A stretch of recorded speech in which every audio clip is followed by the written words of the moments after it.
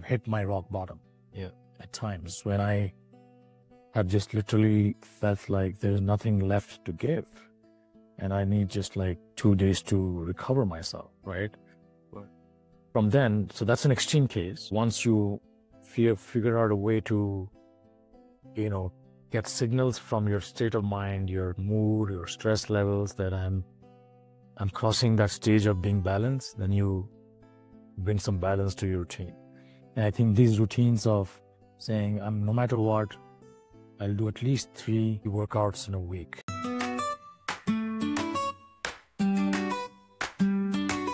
Welcome to Fit Dad Hustle. I'm your host, Mohammed Asfar. In honor of Movember, today's episode is all about the mission of men's health. My guest Subs has a powerful story about fatherhood, fitness, and balancing a high-stakes career. We're diving into how moving halfway across the world reshaped his views on health and fatherhood.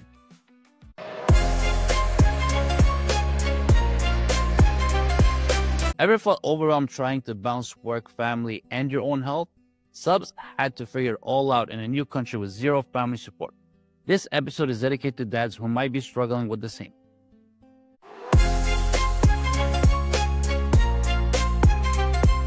Men's health is front and center this Movember, and staying hydrated is key. That's why I choose BioSteel, sugar-free and packed with electrolytes, to fuel busy days. Use code MNYY1417 at checkout for up to 25% off. Take care of yourself so you can be there for the ones you love. So let's get into it. Subs, welcome and thank you for joining us. Tell us about your transition from heading HR at Disney in India to becoming a hands-on dad in California.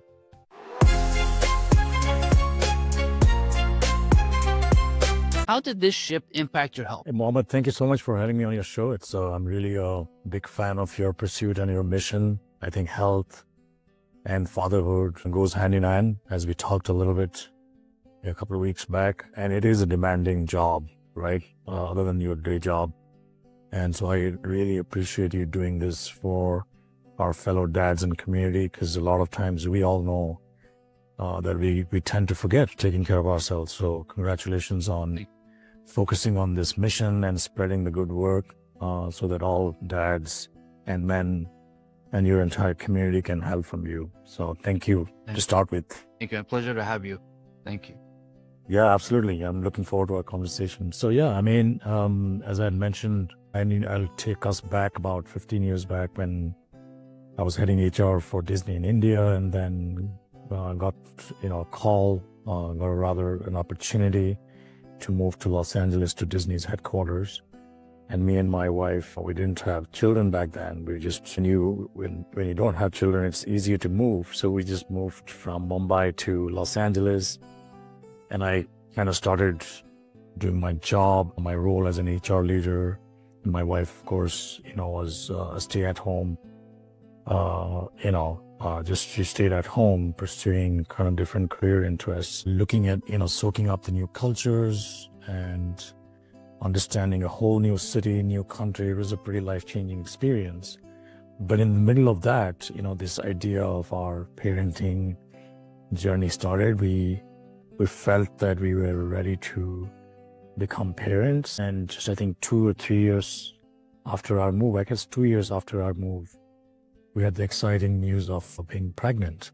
And, the fatherhood journey starts when, you were pregnant, right? And, you start in anticipation and you become just being a husband to a real partner to your wife in many ways, as she's going through various different levels of change biologically, emotionally. You start to become very involved and, focus on your partnership. And that's when I think, honestly, my health took a backseat.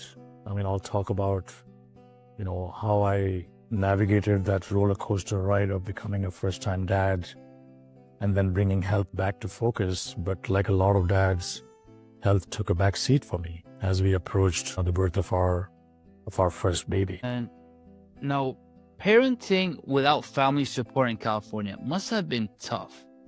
How did you handle the culture change and stay engaged with your health? It was tough and challenging, but it was a blessing, as it proved to be later on me becoming a more involved dad. But you're absolutely right. When we had our son Neve in 2011, Of course, my in-laws were there with us. They had flown in from India for the birth, but they just, there for a month and then moved back, as in they flew back home to India. And that basically meant that it was just me and my wife, Vinny, sort of managing to raise a newborn, taking care of ourselves. I had a pretty demanding role as an HR leader at Disney Studios. So it was full on. Not a lot of sleep, going to work. So one of the things that I remember doing is just at least making sure that I do squeeze in a short run or a short walk, something to just kind of, just kind of decompress and get some sort of movement going. As you know, you teach this a lot more scientifically, but I just kept it very basic. It was just good for not just physical, but just my mental balance, because we all know how hard it is during the first months of a newborn. Yeah, and you felt that difference, right, once you started that? Incredible difference. Yeah, I mean, first of all, it was just almost like a survival mechanism for me so that I can get my bearings back, just go out for a walk, do some breathing. And it's also, just taking the time, short amount of time to just decompress. I think it was immensely helpful. Otherwise, I was deeply stressed and, quite obviously sleep deprived. And yeah. Yeah, like I believe what you did was very healthy for you and for your wife. A lot of people can go downhill at a different pathway, starting picking up certain things that, that could really harm them, but you took a better route, and that I believe that what helped you, be more composed into this challenge. Yeah, I mean, just to interject, I don't know how your experience was, but I also remember not eating very healthily, right? Just eating just to survive. And that may have involved some not so healthy food, maybe a couple of sodas here and there, just to kind of get some sugar and caffeine intake. So it was kind of all over the place. But as soon as our son started eating some solids, right? I think they started eating, I'm just sort of dating myself, about 6 months, once 6 to 7 months old. Then we tried to build some rhythm and some kind of a routine, not just in our sleeping, but also in our eating. Like we sort of followed a strict schedule in terms of eating and eating healthier. And I know that's when we started our journey of focusing on health, even though it was a newborn, but as a small family. Okay. So that leads us to this question that I have for you. As a dad balancing work and fitness, what was it like to build new habits in a different country? Yes, that's a great question. I guess pretty much, whether it's fitness or otherwise, you are adapting to a new culture. And by the time we're already 3 years into the US, and we've sort of kind of settled down. But even then, it was a complete new journey as parents. So what we would do is I actually started listening to a lot of podcasts back then, because I just had no tools to follow the routines of a dad. But I think even back then, podcasts will teach, remind you of focusing on your health. And I remember, doing some yoga and doing some, I was signed up in a gym. My motto and my strategy was to just, even though you do small activities, do it consistently and not just, wait for the big, 3-hour workout or 2-hour workout every 2 weeks, because we know that doesn't come very often. So even if it's like a 30-minute of something, some activity, it's much better than a long workout every 2 weeks. So consistency and regularity was more important than the volume of the workout, if you will. Yeah, so basically those were the resources that helped you navigate parenting challenges in the US by you utilizing the podcasts and also get into yoga and all that. Is there anything else that you can remember back then that you found useful as a resource? Yeah, I think I would say it was not in the physical domain, but more on the mental domain, right? I think that's another thing that I want to shine a light on, because a lot of times fitness and health, by default, our brain switches to physical health. but we know that that's not everything to health and fitness. A lot of our health and fitness also has to do with how we are feeling emotionally and mentally, right? And they are very interdependent. Yeah. And so that's when I remember, making sure that I was taking advantage of learning, or, the company, my employer had a employee assistance program in which you can sort of talk to therapists for whatever life events that you were going through. Me and my wife also took advantage of that access to therapy, not in a negative way, but to make sure that you are sharing, you're capturing, you're communicating, and that actually provides another level of release and sort of, decompression from any stress that you might be feeling as a part of your new journey. So I just want to make sure that I'm sharing both the aspects of physical and mental health, as it's important in every stage of life, but more important in major life events. Of course, of course. Now, you come from a culture where family usually supports parenting. How does moving affect your role as a father? Moving to the US, or Yeah, like you're back to you come from a culture where family supports parenting, right? So you have, for example, your mother, the grandmother, or an aunt or uncle. That's right. Will support. And as a father, you're usually a little bit more laid back in your culture, my culture as well, as an Arab Persian, and the father is not really too involved. But you moving all the way to the US, that role, how does that affect you as a father? Because you were more involved, right? Yeah, you were absolutely right. My own growing up in India was, I remember having a lot of family in the same house, right? We lived across 3 generations, as it might be the case in the Persian culture as well.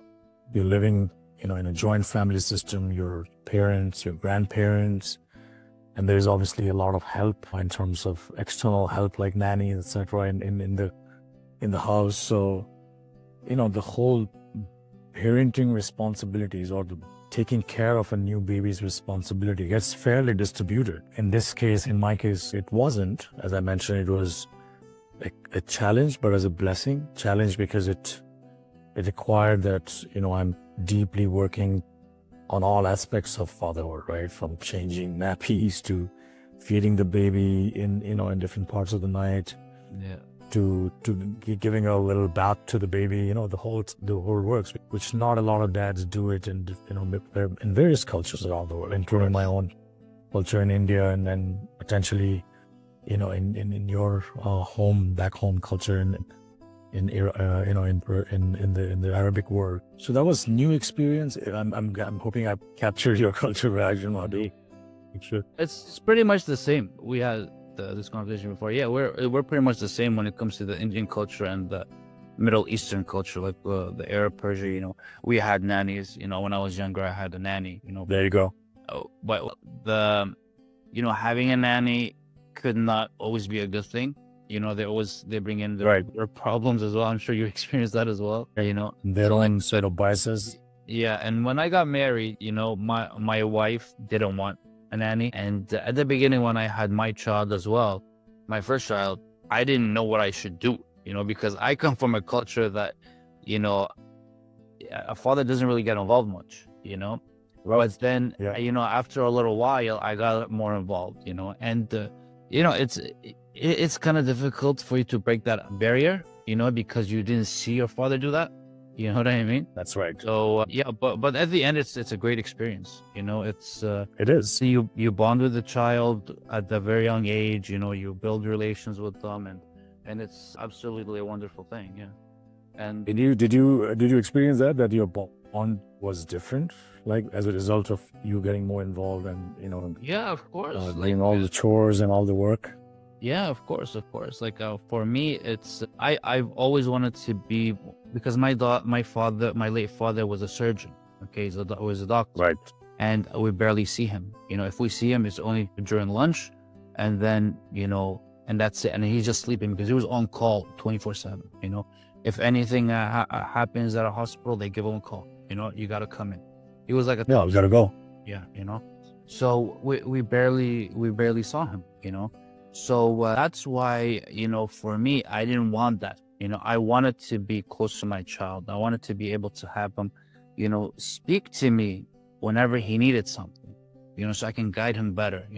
I didn't want to have that distance between me and my child, so that you'll be afraid, what if I say this to my dad? Like, what if I ask him this? No, I want him to be open about everything, whatever the case may be, so that I can guide him better. Because if he doesn't have that, who is he going to go to? He's going to go to a stranger and might not even give him the direction, So, yeah, it's definitely very important. I encourage it 100%, But, there are That's absolutely right. There are dads out there where their job is too high demanding, and they don't really have the time, but that's, if you can make the time, just make the time. And I'm sure you can always make time. Make the time, yeah.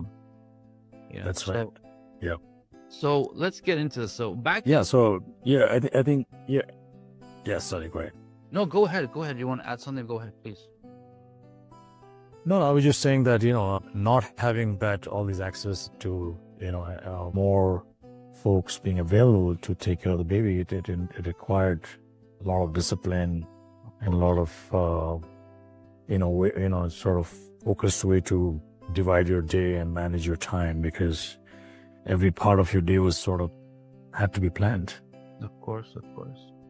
So now back in India and facing personal challenges, you've managed to prioritize health and start a podcast in 2023. What inspired you to create a podcast focused on fatherhood? How does it support other dads' health journeys? Yeah, great question. So for your listeners, I just want to kind of continue the story. So once we had a daughter, so 3 years later, we had our second child, our daughter. And in 2015, me and my wife, we basically decided to move back to India because our parents were, growing older and we didn't have any family there. So we moved back. And we moved to Bangalore, which is where I'm, talking to you from. And one of the things that I realized when I moved back to India was lack of any content material to continue my learning journey on fatherhood and parenting, particularly, in this side of the world, from this culture. I mean, of course, there's still those podcasts available from back in the US, but I just want to make sure that I'm also connecting and learning from parenting experiences in my own culture. Of course, yeah. And I didn't find any. I didn't find much. So that's when this seed of an idea was born. How about if I start a podcast and invite other dads? We can start telling each other, sharing our stories, and learn from each other. And potentially, a few other dads can learn from that as well. So that was really the little seed of the idea of the fatherhood podcast that I wanted to start. Of course, an idea comes to your head and it takes some time to kind of execute it. And meanwhile, the big life event of all our lives happened, which is the pandemic. Yeah. So the idea was there before the pandemic, but I only launched my podcast. It's called Dad Sense in early 2023. So it's a little bit more than a year and a half along this journey. But that was the inspiration, if that makes sense. No, that totally makes sense, 100%. Like if you want to learn from, especially you come from a culture like what we talked about, where you come from, like there's nannies, there's family support, there's all that, and then you go into a culture shock where you're in a different country. You got to learn the ropes of how you can deal with people in that country, because you've never been there before. And then you learn from your own culture as well. And that they're going to be able to help you out into adapting and merging into this new culture, which totally makes sense, of course. Yeah, no, I believe that was a perfect idea for you to guide you further. Yeah, that's good on you on that one. Now, it's been a great journey. That's great. Now, with a high demand job at Amazon, how do you prioritize fitness, family, and mental well-being? Yeah, it's a great question. It was, again, like all working professionals, dads, moms would vouch for. There's no magic bullet here, right? And no 2 days are the same. The only thing you can do is, have some mental framework on how you're going to approach this. So to me, my approach was that I will prioritize, I'll decide what is important for me which day and have a plan in distributing my fitness routine. For example, I started taking into running, some serious running about 4 years back, coupled with workouts and some, time at home. So you have to be very, very protective about your time and guard it very fiercely. For example, if you plan to go for a run today at 8 in the morning, you basically announce to all your stakeholders at work, at home, that 8 to 9:30, I'm not available, right? And then that way you are able to focus on what you planned it for and not being carried and hijacked by something else that became urgent, right? So I think being planful, as everybody will agree, was a big, big part of the process. Second is, again, not park everything for the weekend. We can't say that, I'll focus on my health in the weekend and I will not focus on my health in the weekdays. That is not sustainable and that's not good for the health. So you have to do a little every day. Maybe it's 4 times a week or whatever. Yeah. But you really can't say, I'll pack everything to like 3 hours on a Saturday. That's just not healthy to start with. Of course. So that's kind of how I approached it, if that makes sense. Yeah, definitely. Now you've mentioned something that's going to lead to this next question now. So for dads struggling with time and energy, what advice would you give on integrating health into daily life? Like, you just basically answered that question about what can you add further into this? Yeah, I think one is, and it's a journey, right? You have to make a start. Everybody's in a different, point in the spectrum. There are people who are very evolved. They have a very, very highly sophisticated health routine. I don't consider myself anywhere near there. I'm probably in the lower half, if you will. I'm proud of it, but I'm on a journey. So by no means I'm coming here as an expert in this, because I'm still kind of work in progress. But my few suggestions is just know when you're getting tapped out, like what level of work will make you feel tapped out. Because we are, as men, women, but more so men, who are very, very, take a lot of pride from the identity from work. We get obsessed about work and just forget about taking care of ourselves until it just blows up on our face. I'm just kind of putting it very bluntly. Yeah, of course. Yes, true. It's true. So my first suggestion is be aware of how you are feeling as you're working, and just be mindful how your tank is kind of getting empty, and make sure that you're filling up your tank, because you don't want it to completely run out and then realize that you've hit a real rock bottom. So that's my first suggestion. And the reason I'm saying this is I've done that. I've hit my rock bottom. Yeah. At times when I have just literally felt like there's nothing left to give, and I need just like 2 days to recover myself, right? From then, so that's an extreme case. Once you figure out a way to, get signals from your state of mind, your mood, your stress levels, that I'm crossing that stage of being balanced, then you bring some balance to your routine. And I think these routines of saying, no matter what, I'll do at least 3 workouts in a week. Take small goals, but make sure you do them. Don't say I'm going to work out 7 days a week and then get frustrated if you only could do 6. Because that's also another thing. You can get obsessive about working out, and then that could lead to frustration as well, if you can't do it, because that's also another form of addiction. And for all of us, like at least for me, I tend to get obsessive about things. So I found myself obsessing about not being able to work out also. And that leads you to stress as well. And you become cranky to your family members, and it's not useful. So take realistic goals, small goals, and then make sure that you knock in the knot. Yeah, it's basically baby steps. You know, you gotta, like you said, you gotta start somewhere, and that's something that we always talk about, like when it comes to my clients or friends or family. Like you said, you hit it right on the target. You gotta be realistic with your goals. You know, don't be too extreme. Yes, you can be like, Yep. you know, obsessive about it, you know, or passionate about it, but let's be realistic. You know, let's take a step back. Let's give it a start. You've never, for example, if you've never exercised in your life, you can do 7 in a week. That's gotta be difficult because the body is gonna be in a shock, you know. So it's gotta be a body shock. So you gotta build this slowly, you know. Just like swimming or any sport you get into, you can't just like jump right into it and you're gonna be like Stephanie. Jump to the deep end, yeah. Yeah, you know what I mean? Right. So yeah, you're definitely right. I totally agree with what you're saying. So balancing an intense job with parenting is hard for anyone. So especially with health and focus.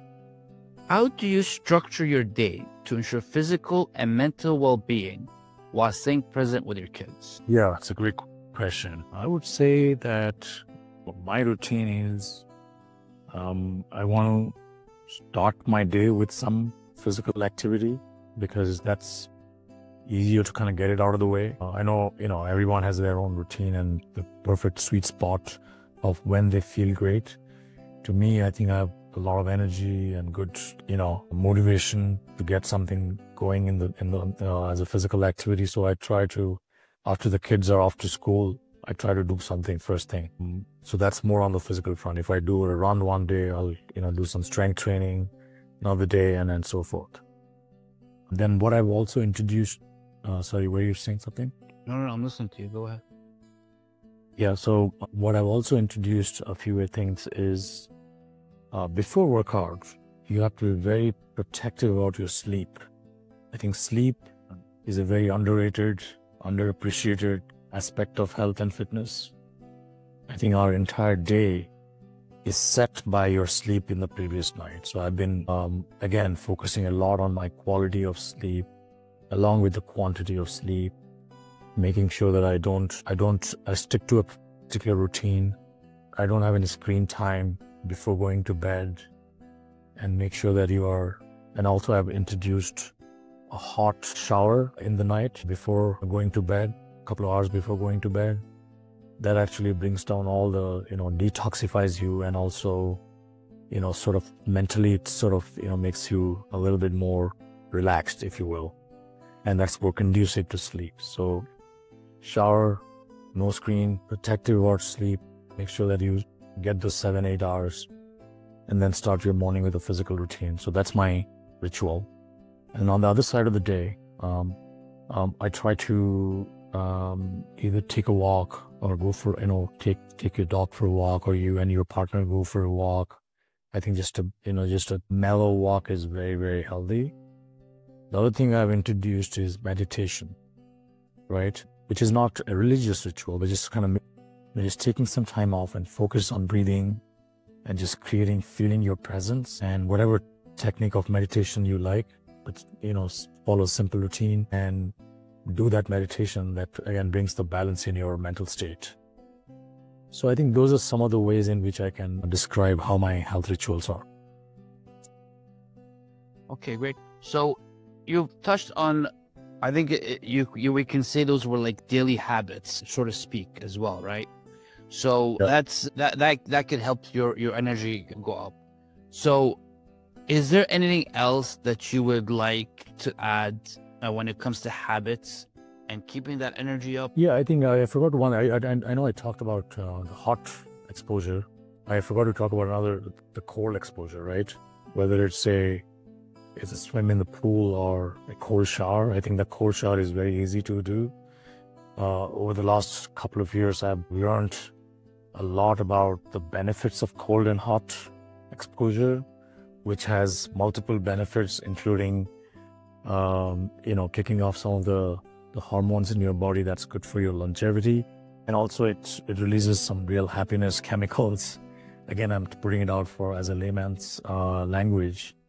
I have actually experienced incredible amount of positive feelings by just exposing myself to cold and hot showers and, alternate between the two. So that's another habit that I thought I'll share with you. Other than that, I think pursuing your, in your own passion is also very healthy. Whatever, fires your soul or feeds your soul, to some people it's music. To some people it's, playing music or singing. Some people it's just doing, basketball, even if it's, on the sports side. So I think following your passion, feeding your passion is a very powerful way of keeping fit and healthy. Although it's not, it's not fitness, but it also adds to your sort of health.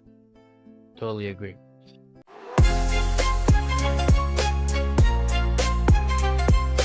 So if subs can balance a complex career with family and fitness, so can you. This Movember, let's focus on making small changes to support our health and stay present. Book a call with me today and I'll help you build a plan tailored to your busy life. Thank you, subs, for sharing your journey with us. I hope every dad listening feels inspired to make health a priority. Thanks for tuning in today's episode of Fit Dad Hustle. Movember reminds us that men's health matters. Don't sacrifice your well-being for a busy schedule. Remember, hydration and fueling your body make a huge difference. I trust BioSteel for clean hydration. Use code MNYY147 for up to 25% off. Until next time, stay strong, stay connected, and keep hustling.